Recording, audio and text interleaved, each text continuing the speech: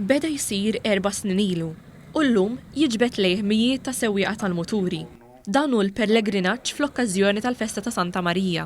Fl-isfond tad-daqqa tal-qniepen kif daqqu l-10 ta' filgħodu, fuq it-tsuntier tal-Knisja Parrokjali tal-Imġar wasal trak bl-inkwatru taż-żewġ vari tal-Madonna b'mijiet ta' muturi warajh. Minn hemmhekk imlew it-toroq tal-madwar, frotta li għal-ħabta tal-11 waslithom biswiet il-Knisja Arċipretali ta' Ħaddingli. Sewwieqa tal-muturi li tkellmu ma' One News qalu li ta' kull sena jkunu ħerqana jistennewh. Fimni, hija interessanti, li nagħmlu għandi l-ħbib tiegħi ovvjament jagħmluh ukoll. Hija organizzat ħafna sabiħ u għall-Madonna u hekk il-pellegrinaġġ sabiħ.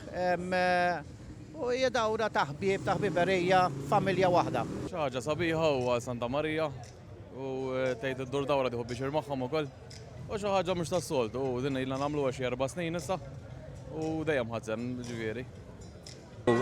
Ħajjarni ħafna nagħmel dal-pellegrinaġġ l-imħabba li għandi lejn il-muturi u biex ngħinu l-Bjorn fil-proġett tiegħu għad-dar l-ġdida.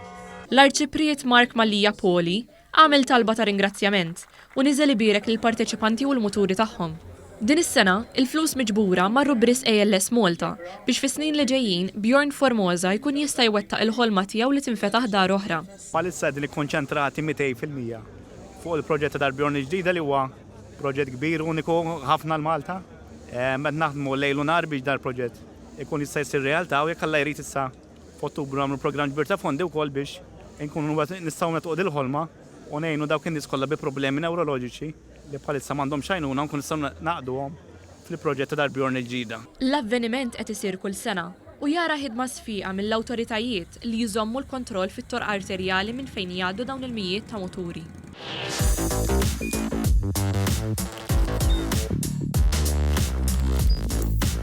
Idħol fuq one.com.mt u hemmhekk tista' tara l-programmi kollha li jxandru fuq One permezz ta' One Play.